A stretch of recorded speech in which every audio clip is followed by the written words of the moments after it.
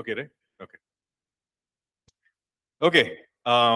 Let's start. Why don't we just ask the Lord to help us today? So let's pray. आइए हम प्रार्थना में जाएंगे। Let's just quieten our hearts and आइए हम अपने आप के हृदय को शांत बनाते हैं and let's invite God, the Holy Spirit, to speak to us. पवित्र आत्मा को हम हमारे जीवन में बातचीत करने के लिए इसका स्वागत करेंगे। Today let's ask Him to show us things that we do not know. आज हम मांगेंगे उससे कि हे यीशु मसीह, जो हमारे पास से गुप्त है उस चीजों को आप दिखाएं। Let's ask Him to show things that we do not know about our or about others. Let's ask Him. हम पवित्र आत्मा से पूछें कि पवित्र आत्मा हमारे विषय में जो हमें मालूम नहीं है, दूसरों के विषय में जो हमें मालूम नहीं है, वो चीजें हमें व्यक्त करके दें। And let's be in expectation for the Holy Spirit to speak to us. और हम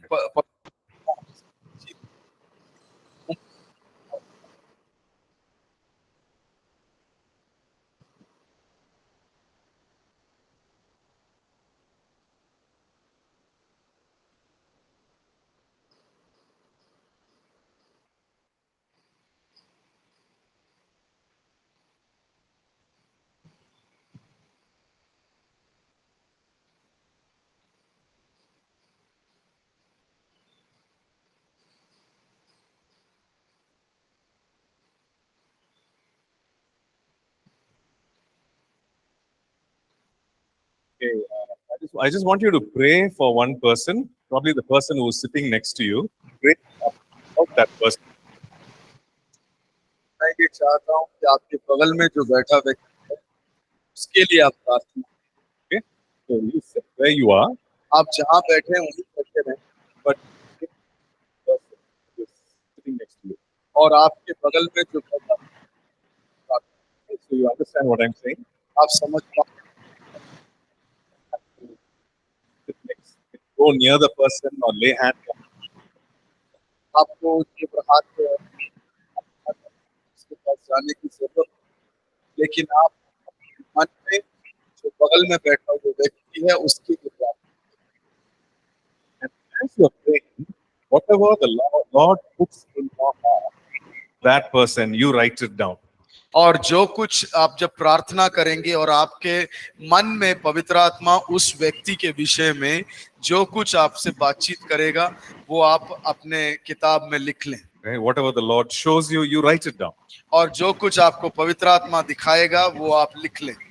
And then during the break, you can share it with that person. और जब ब्रेक होगा उस समय में आप आपस में बांट सकते हैं। We're just going to take some time to pray. और कुछ समय लेकर हम उस हमारे बगल में बैठे वाले व्यक्ति के लिए प्रार्थना में जाएंगे।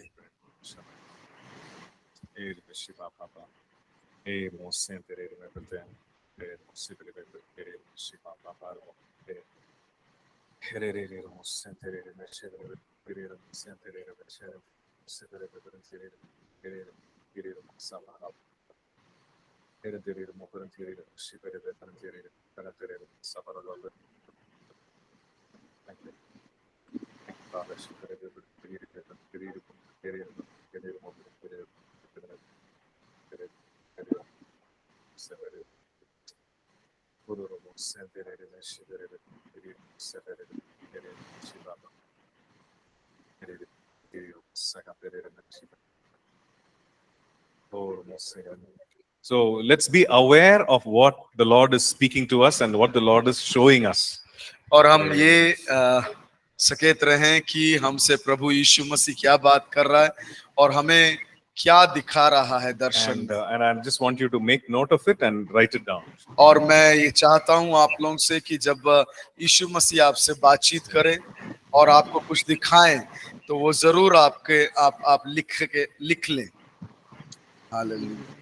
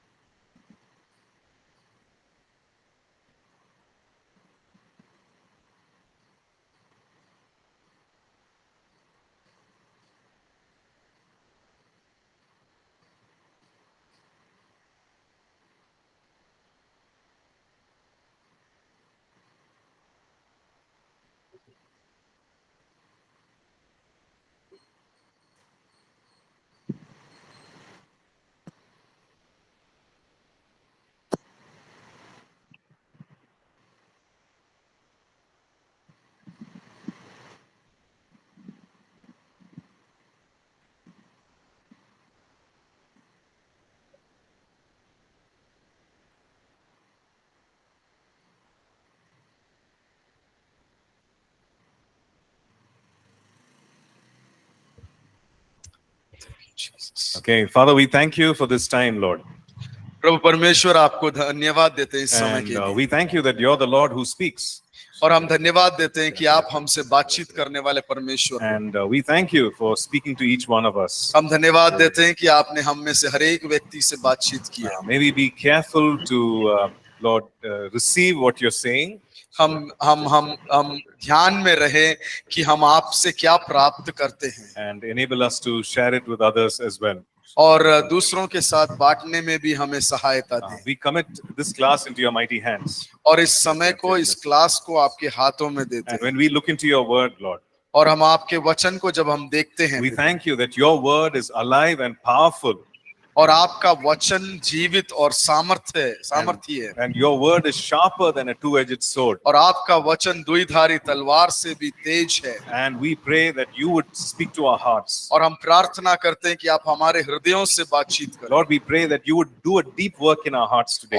और हम प्रार्थना करते हैं कि आज के दिन गहराई में उतर कर आप काम करें May we grow in our knowledge and understanding of you. और आपके विषय में हम ज्यादा गहराई से और ज्यादा आपको समझ पाएं And may we grow in our closeness in our relationship with you, Lord. और आपके संबंध और आपके रिश्ते में हम और गहराई में उतर पाएं And so we want to give you all the praise and all the glory today. और आपको पूर्ण महिमा आदर और सम्मान आपको देना चाहते हैं In Jesus' matchless name we pray. यीशु मसीह के बहुमूल्य नाम से मांगते हैं Amen. आमीन Amen. आमीन Amen. Okay. I think this one, no? Yeah, I'm just muting a few mics which are on here. कुछ माइक्स ऑन है उसको हम म्यूट करने की कोशिश कर रहे हैं So I think Francis. you can't. He's listening. Oh, he's administrator. Okay. So where did we stop yesterday? हम लोगों ने कल कहाँ पे रोका था याद है What is the last thing we learned? आखिरी हमने क्या कल पढ़ा था हाँ? बोलिए Yes, boss. Yes, brother. John 15 he says John 14, 15. John 15. Okay. Yes, brother. Yeah, brother. Psalm Psalm 51, 51:10. Okay, that's what you remember. Okay. Or anyone this side? What is the last thing that we learned yesterday?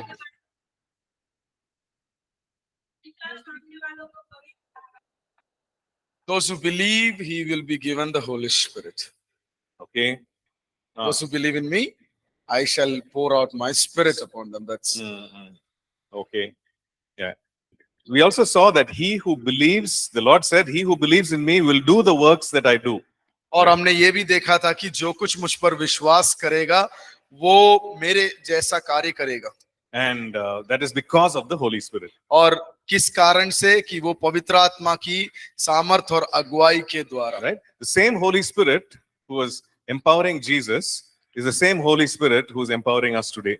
और वही पवित्र आत्मा जिसने यीशु मसीह को अभिषेक से भरा सामर्थ से भरा वही पवित्र आत्मा हमें भी उसके सामर्थ और अभिषेक से भरता है This is something that we need to understand.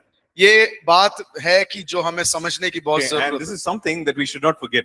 और ये बातों को हमें भूलना नहीं है Right? The same Holy Spirit, वही पवित्र आत्मा which means that when the Lord looks at you, उसका मतलब है कि जब परमेश्वर आपको देखता है when the Lord looks at each one of us, और हम में से हर एक व्यक्तियों को जब परमेश्वर देखता है he's looking at us, he's saying, my spirit is in you, और वो कहता है कि मेरी आत्मा तुम में है right? And so you can do the things that I did.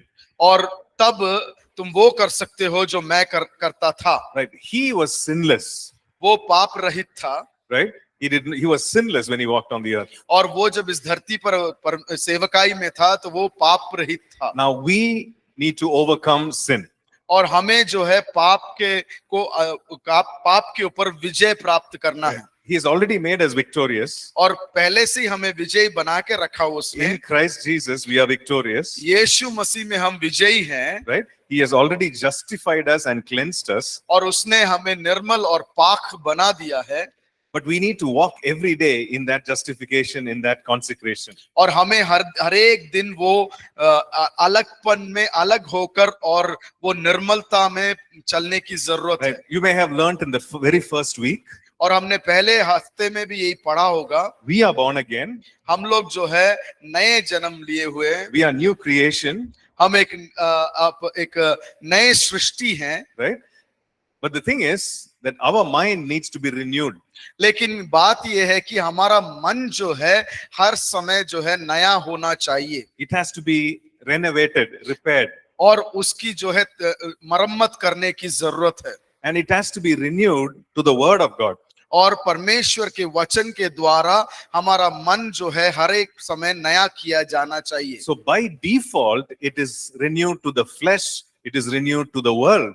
और सही मायने से देखा जाए तो हमारा मन जो है हमेशा हमारे शारीरिक अभिलाषाओं के द्वारा और दुनिया के चीजों के द्वारा नया होता जाता है। Right? But we need to renew it.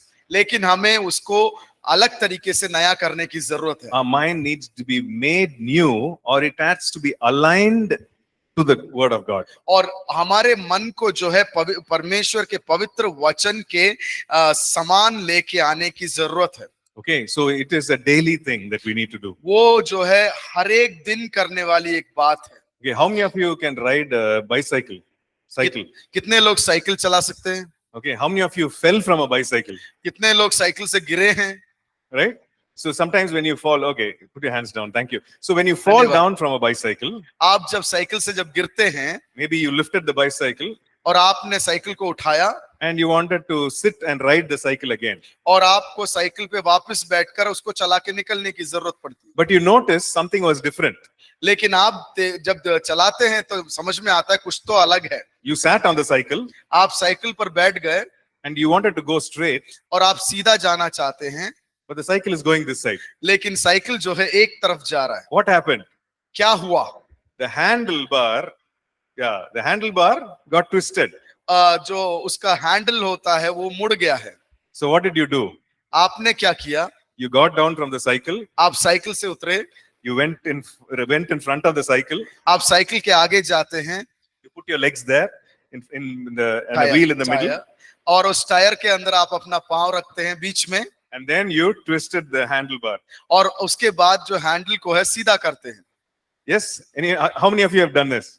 कितनों ने किया है ऐसा? And then you got back on the cycle, और आप फिर से साइकिल पे बैठे, and now you are going straight. और अब जब चला रहे हैं तो वो सीधा जा रहा है।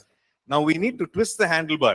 अब जरूरत यह है कि जो हैंडल है उसको थोड़ा सीधा करने की जरूरत है। All our lives, हमारे जीवन का, in our thinking, हमारे सोच विचार का। every time we look at these wonderful things that Jesus did, जब हम ये अनोखे काम देखते हैं जो यीशु मसीह ने किया है, and then we see this commissioning, the Lord saying, "You go now and do it." और तब हम जान पाते हैं कि यीशु मसीह हमें एक आज्ञा देता है कि अब तुम जाकर करो। Now, what does the twisted handlebar say?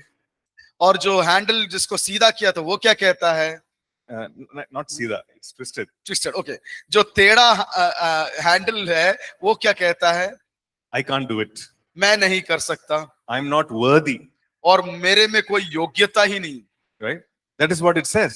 वो ही है जो टेढ़ा हैंडल कहता है। Our mind says, हमारा दिमाग भी ऐसी कहता है। you are such a sinful person. आप तो एक बहुत ही पापी व्यक्ति हैं। Right? You are a worthless person. आप में कोई गुण ही नहीं है, योग्यता ही नहीं है। You don't have any qualifications. आप में कोई गुण नहीं है। You don't have any experience. आप में कोई अनुभव नहीं है। Right? You don't know the word of God. आपको परमेश्वर के वचन के बारे में ज्ञान ही नहीं है। Now, how can you do what God wants you to do? और किस प्रकार से आप कर सकते हो जो प्रभु आपसे करवाने की चाहता है। But we need to renew our mind. लेकिन हमें हमारे मन को नया करने की जरूरत है। When we look at verses like John chapter 14 and verse 12, और जब हम यूहन्ना समाचार 14 का 12 जैसे वचनों को हम जब देखते हैं, we need to say, "Yes, Lord, I thank you that you called me to do this." और हमें धन्यवाद देने की जरूरत है प्रभु को, और कहने की जरूरत है, हाँ प्रभु धन्यवाद हो कि आपने इस बहुमूल्य सेवकाई में मुझे बुलाया। Right? Thank you. You teach me how to walk like this. और हमें सिखाए प्रभु कि किस प्रकार से आपके जैसे हम चलें। right? I thank you that the Holy Spirit is within me. और धन्यवाद देते हैं कि आप पवित्र आत्मा मेरे अंदर हैं। I thank you for the power of the Holy Spirit. और आपके पवित्र आत्मा आपके शक्ति के लिए मैं धन्यवाद देता I हूं। thank you for the gifts of the Holy Spirit. और मैं आपके वरदानों के लिए धन्यवाद देता Now हूं। you teach me how to walk like that, और अब आप सिखाएं कि किस प्रकार से मैं आपकी तरह चलूं, right? And how to do the things that you want me to do.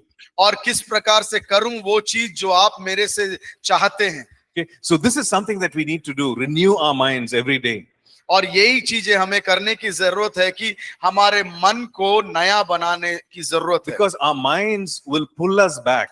क्योंकि हमारा मन जो है हमें पीछे खींच लेता है It will not allow us to go forward in our journey with God. और हमारा जो मसीह के साथ जीवन है उसको आगे बढ़ाने में मदद नहीं करता। We think, oh, I'm spending, 3 weeks and 4 weeks and 10 weeks at this, short-term Bible college. और हम ये सोचते हैं कि 2 हफ्ते, 3 हफ्ते, 10 हफ्ते ये जो बाइबल ट्रेनिंग प्रोग्राम है उसमें मैं अपना व्यतीत करता हूं। But our mind can be holding us back. लेकिन हमारा दिमाग जो है हमें पीछे पकड़ के रख सकता है। It can be holding us to our past. और वो हमारे बीते हुए कल को के बारे में पकड़ के रख सकता है। It can be holding us to our regrets. और जो भी हमें गलतियां हैं उसके विषय के बारे में जो दुख होता है उस विषय में हमें पीछे खींच कर रख सकता है। Right? So we need to tell ourselves, लेकिन हमें अपने आप से कहने की जरूरत है, this is who I am. ये हूं जो मैं हूं। I've become a new creation. मैं एक नया सृष्टि बन चुका हूं। The Holy Spirit dwells in me. और पवित्र आत्मा मुझ में वास करता Now, है। God is not angry with me. He's pleased with me. और पवित्र परमेश्वर जो है गुस्सा नहीं है मुझसे, लेकिन वो मुझसे खुश है। He rejoices over me with singing. Zephaniah 3 verse 17. ज़ेफना 3 का 17 में जैसे कहा गया है कि वो मेरे बारे में आनंद बनाता है, गीत गाता है। I'm covered with the precious blood of Jesus. और उसके पवित्र लहू से मैं घिरा हुआ हूँ। I am the righteousness of God in Christ Jesus. और यीशु मसीह के द्वारा मैं उसका धार्मिकता हूँ। That we need to start speaking like that. वो चीजों को हमारे जीवन के ऊपर बोलने की जरूरत है। Right? When we renew our mind to this truth, और ये सच्चाई के प्रति जब हम हमारे मन को नया करते हैं, and when we start speaking in line with the renewing of our mind, और जब हमारे मन के नएपन के विषय में हम बातचीत करना शुरू करते हैं, then we will start living according to the truth. और तब हम जो है उस वचन के अनुसार जीना शुरू करेंगे। Okay, so this is something that all of us need to do.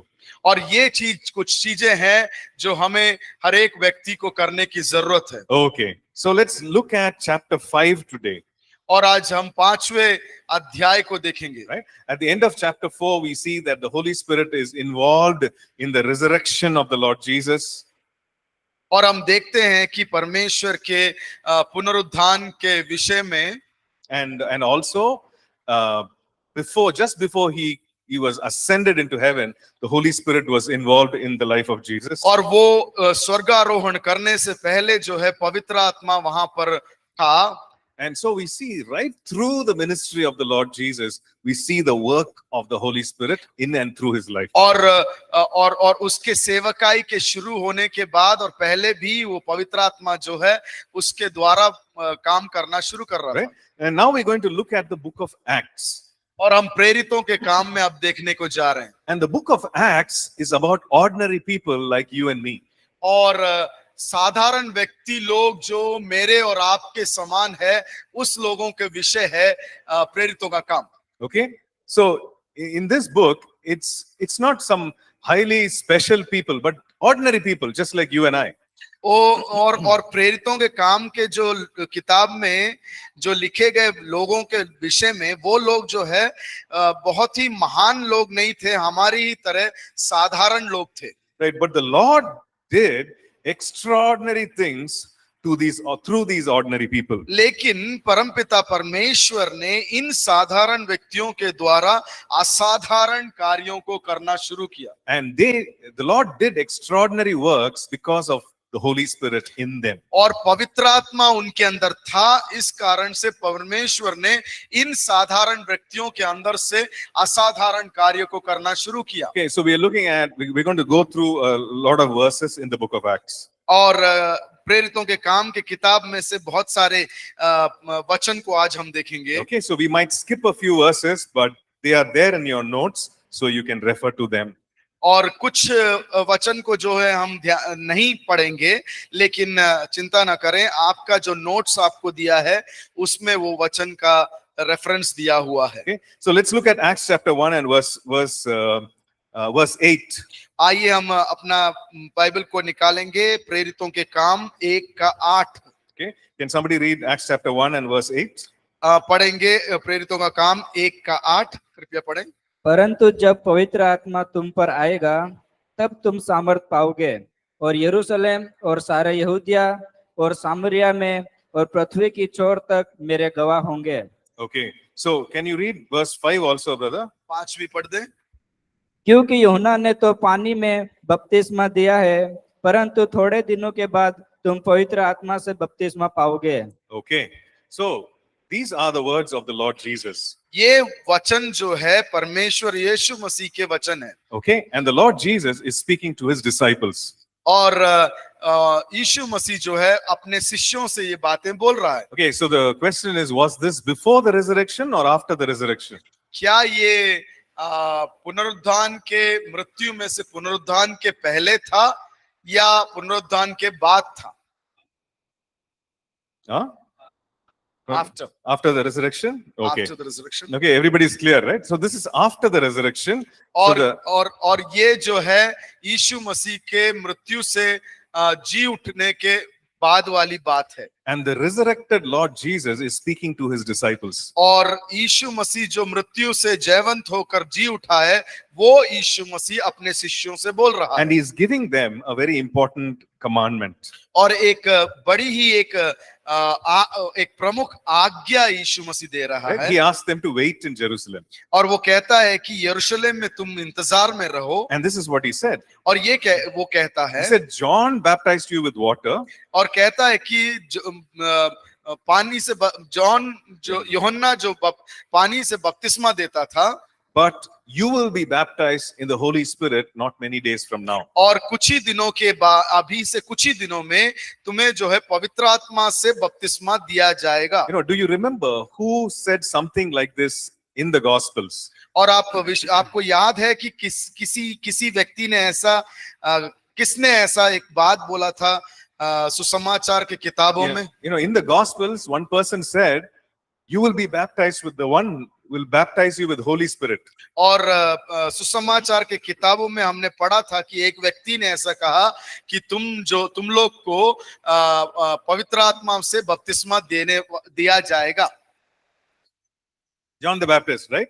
So John the Baptist, he spoke to the disciples and he said, "I baptize with water." यूहन्ना बपतिस्मा देने वाला कहता है कि मैं तुम्हें जल से बपतिस्मा देता हूं, But he will baptize with Holy Spirit and लेकिन with वो fire. लेकिन वो तुम्हें पवित्र आत्मा से बपतिस्मा देगा।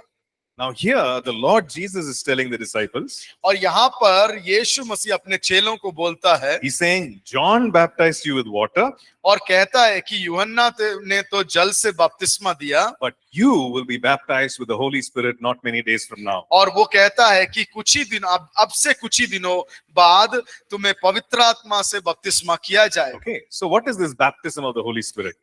इस पवित्र आत्मा से बपतिस्मा लेने का मतलब क्या है? You know, week after next, we are going to look at it in detail.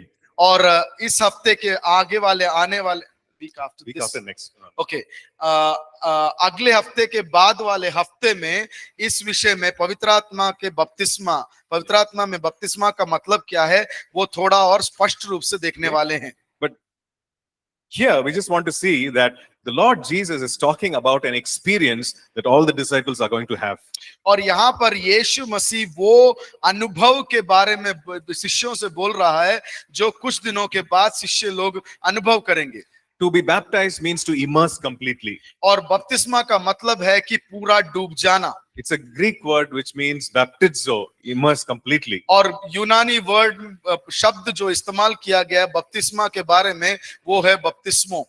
Right? So he's saying something is going to happen to you not many days from now. और यीशु मसीह कहता है कि अब से कुछ दिनों के अंदर कुछ आपके जीवन में होने वाला है। Right? You're going to have an event where you're going to be immersed in the Holy Spirit. और ऐसा एक समय आने वाला है, एक कार्य होने वाला है जहां पर आप पवित्र आत्मा में डूबने वाले हो। Okay. Then we looked at verse 8. 8वां पद देखते हैं In हम। verse 8, Jesus explains why or what is the reason for the baptism of the Holy Spirit. और 8वें पद में अगर पढ़ेंगे तो उसमें लिखा हुआ है क्यों तुम्हें बपतिस्मा पवित्र आत्मा में दिया जाएगा। Okay. So he says, you will receive power when the Holy Spirit comes upon you. और वो कहता है, यीशु मसीह कहता है कि जब पवित्र आत्मा तुम में आएगा तुम सामर्थ को प्राप्त करोगे And you will be witnesses. और उसके बाद तुम गवाह बनोगे। Right. So who is a witness? कौन है ये गवाह?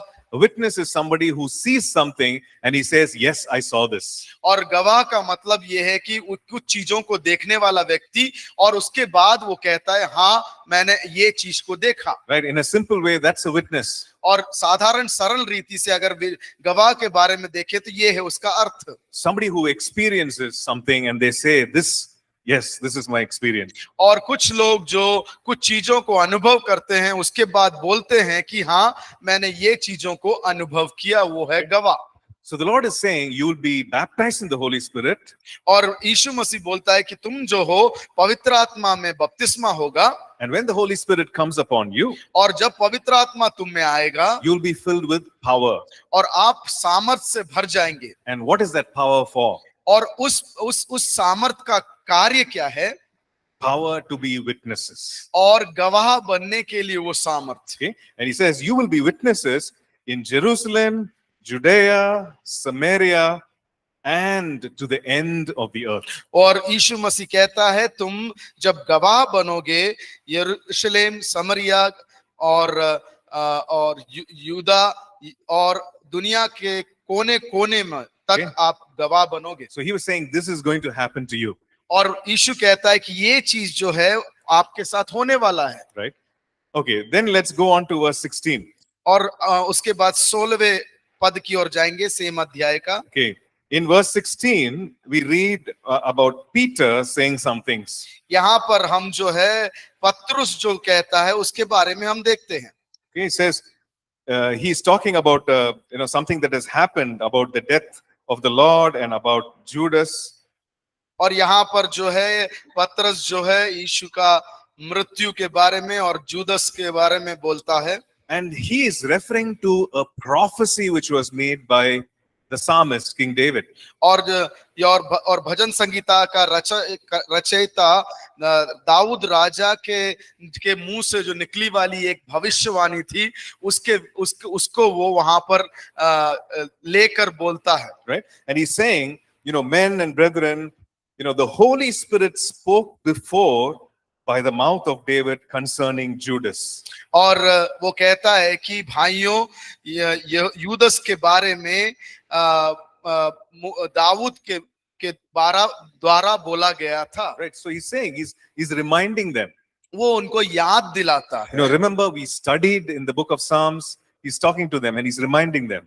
और उनको वो पतरस याद दिलाता है कि याद होगा कि भजन संगीता में से हमने उसको सीखा था। And this is what was spoken by David those days. और यही चीजों के विषय में दाऊद के द्वारा बातचीत किया गया था। And David prophesied about Judas. और जुदस के विषय में दाऊद ने जो है भविष्यवाणी किया था। And in verse 20 he quotes those psalms.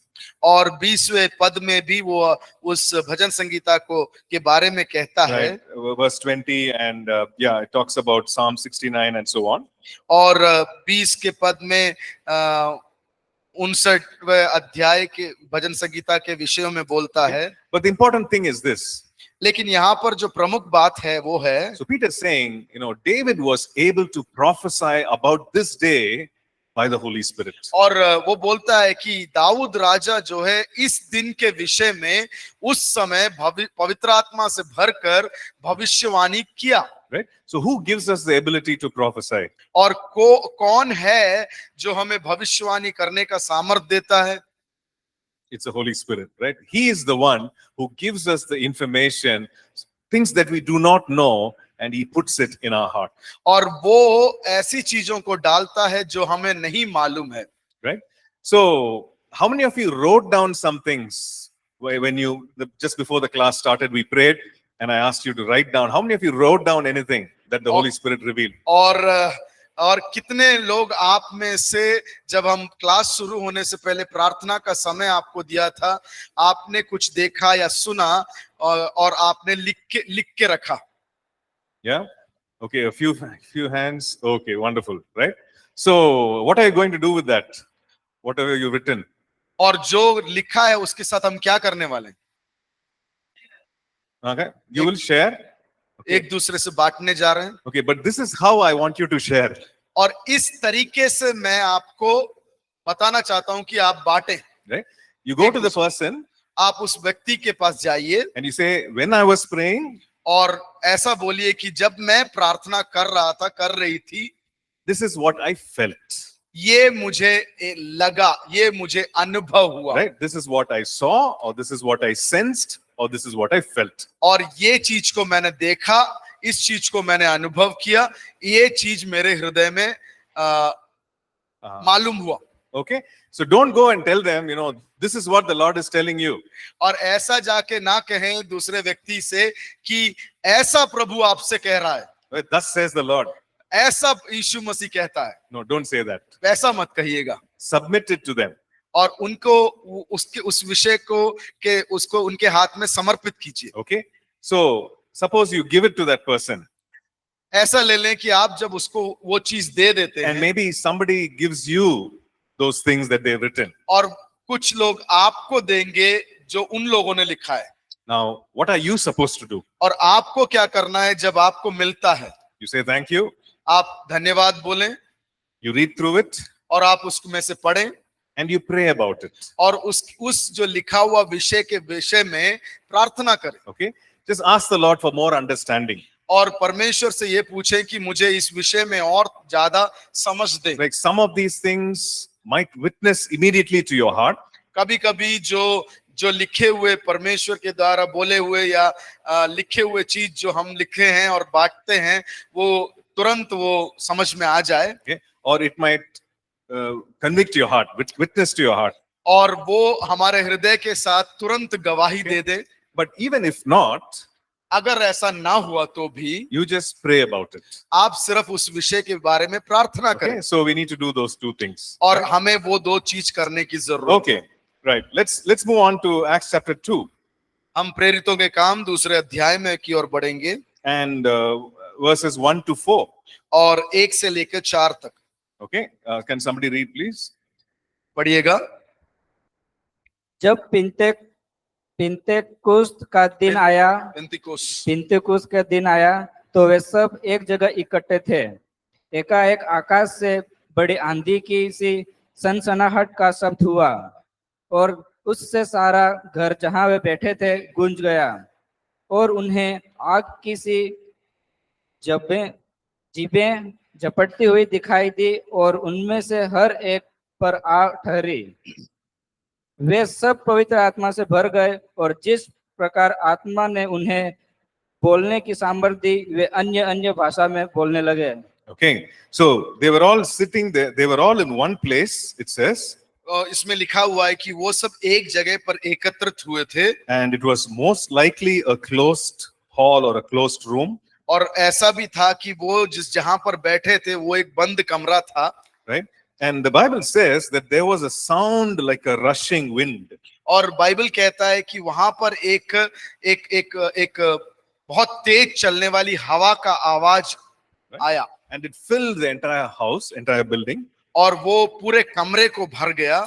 And it says in verse 3 that there were tongues of fire appearing on each one of their heads, on top of their heads. और ऐसा लिखा हुआ है कि वहां पर जीभ जैसा दिखने वाला आग उनके सिर पर उतरा. And something else happened. और कुछ और बातें भी वहां पर हुआ. Verse 4 it says that they were all filled with the Holy Spirit. और चौथा पद और चौथा वचन कहता है कि वो सब जो है पवित्र आत्मा में भर गए.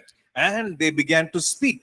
और वो लोग जो है बातचीत करना शुरू किया right? And they began to speak with other tongues, or which means other languages. और उन लोगों जो जिनके ऊपर पवित्र आत्मा से भर गए वो लोग अन्य भाषाओं से बातचीत करना So शुरू किया। something supernatural happened, यहाँ पे कुछ अलौकिक चीजें हो रहा है right? And the reaction of that is mentioned in the verses following that. और उसका जो फल है उसमें परिणति फल जिसको बोलते हैं वो आगे वाले वचनों में लिखा हुआ है। Some people were surprised, कुछ लोग जो है आश्चर्यचकित हो गए, and some people were amazed. It says, कुछ लोग जो है समा नहीं पाए, right? Yeah, some people were perplexed; they didn't understand, कुछ लोग जो है समझ नहीं पाए, and others were mocking them or making fun of them. और कुछ लोग थे जो उनका मजाक उड़ा रहे थे। So all kinds of reactions, हर एक प्रकार की प्रक्रिया वहां पर हुई, but something amazing, some supernatural thing happened in that house. लेकिन उस घर के अंदर उस कमरे में कुछ अलौकिक बातें भी हुआ था। Okay, and there were about 120 people. It और says, वो और वचन कहता है कि वो 120 लोग थे, right? They were all filled with the Holy Spirit and spoke in other languages. और उसमें लिखा हुआ है कि वो 120 लोग जो है पवित्र आत्मा से भर गए थे और वो अन्य भाषाओं से बातचीत करना शुरू किया। Right. If you look at the last part of verse 4, अगर चार के आखिरी भाग को अगर हम देखें, it says, the Holy Spirit gave them utterance, which means the Holy Spirit gave them the words to speak. और उसमें लिखा हुआ है कि पवित्र आत्मा ने उनको अन्य भाषाएं दिया। Right.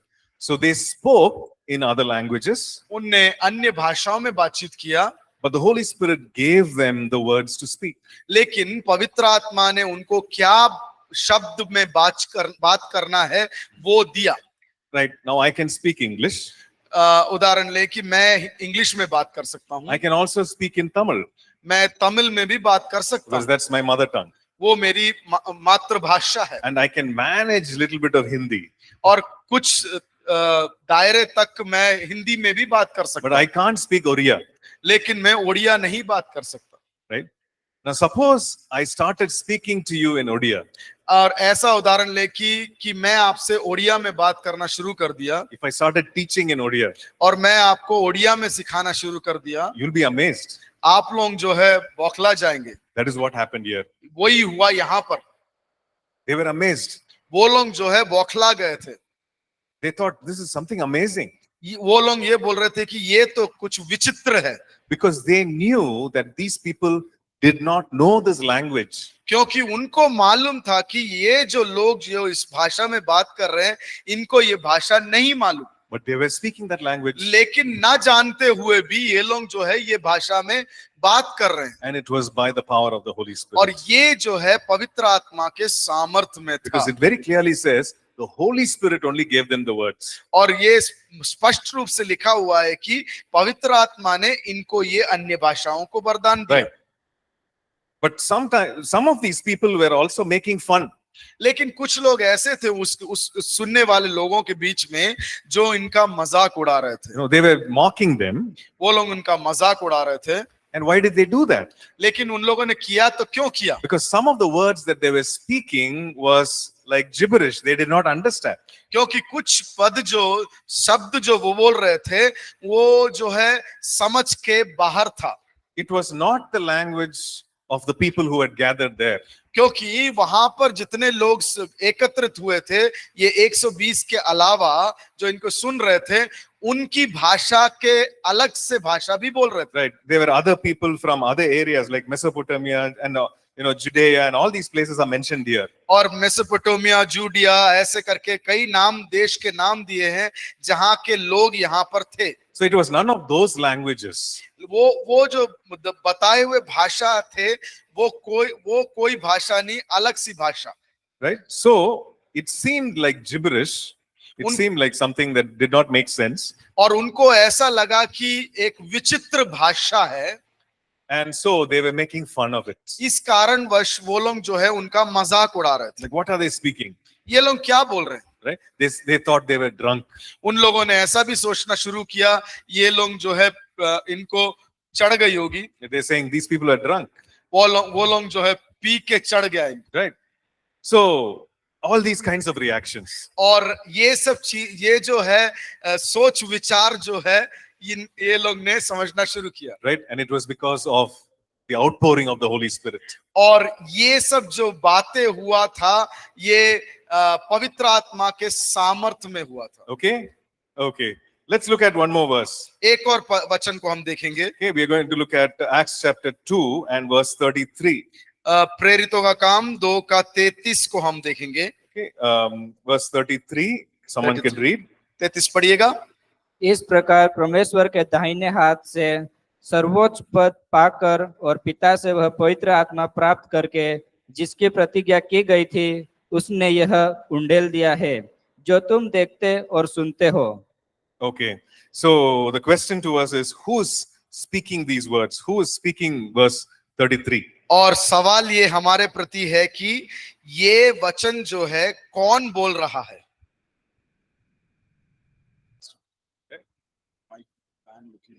Oh, I see. Okay.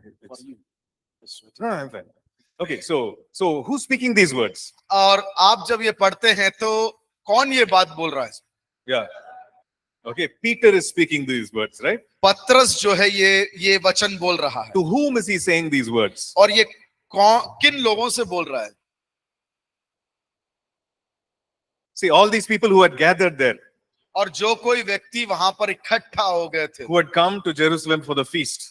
और पर्व चल रहा था, इस कारण से वो लोग आए थे वहां पर। You know, people who spoke different other languages also. और अनेकों भाषाओं को बात बोलने वाले लोग वहां पर एक पर्व के कारण इकट्ठा हुए थे। Right? And to them, Peter is saying, और उन लोगों को देखकर पत्रोस बोलता you know, है he's saying that the Lord Jesus is pouring out this Holy Spirit. और कहता है कि यीशु मसीह जो है इस आत्मा को उंडेल रहा है। You know, he promised this those days, and that is what he is giving.